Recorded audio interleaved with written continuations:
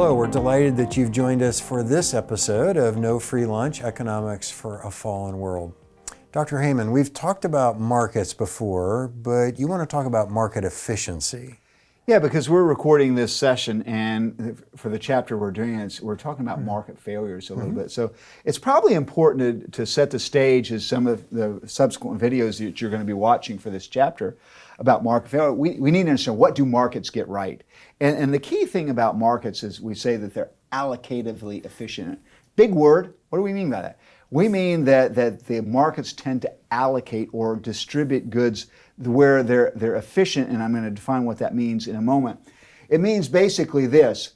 If we have a demand curve, that demand curve that slopes downward, it really represents a whole series of buyers that potentially value a good equal to the amount, the price that is associated with that particular level. So P star would be equal to the value that this final buyer right here values this particular good. It doesn't matter what the market is.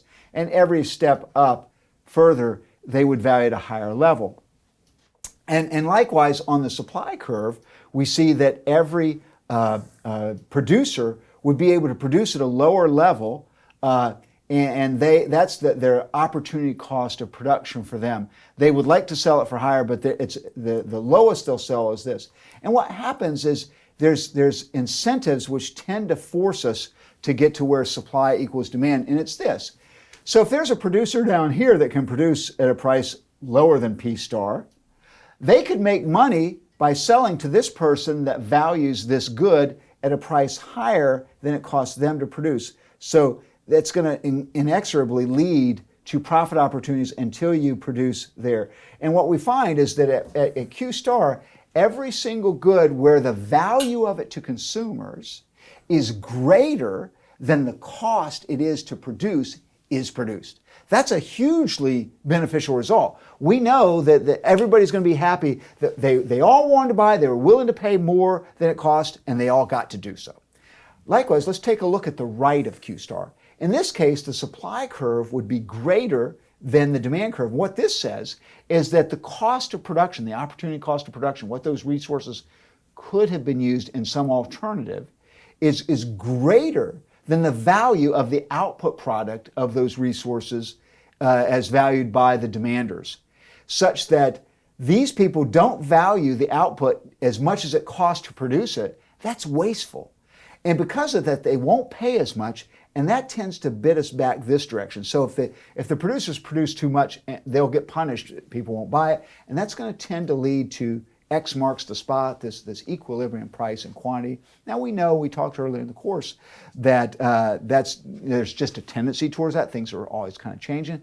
But that is a huge benefit of the market process. It has this tendency to make sure that every good is produced where people value it more than its cost, and none of them are produced where people value it less than its cost. So that's what we think about in market efficiency. And that helps us in a few subsequent videos. I know you're going to ask about where this model goes wrong, but let's at least figure out where it goes right. Great. Okay, so you mentioned at the beginning that markets sometimes fail. What are some of those Sure, reasons? and let me define what I mean by fail. I use that word just because you'll hear many textbooks and other people talk about market failure. Whereas a good economist would always say, as compared to what? Because we have to say compared to a relevant alternative, and we do a lot in the book to hit at that point. Nevertheless, sometimes markets fail in that they don't have this result. Now, when you say as compared to what alternative, it's not clear at all that you can do better than markets, even in those failures. But there's several things where people historically think that, hey, maybe markets shouldn't be. There's some things that could be done to improve. So, for instance, first up, we would say that markets may not do all this production because of pricing power of monopolies. And so a monopoly might restrict production to make higher levels of profit. I'll probably touch on that in a subsequent video with an actual chart that will show that, and that we'll see. But if there's pricing power, you could conceptually have monopolies involved. That's one. Another would be what we would call a negative externality.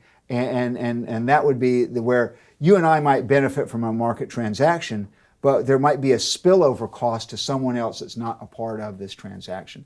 We'd consider that a market failure because there are costs that are a part of this transaction that are not borne to the people directly involved in it.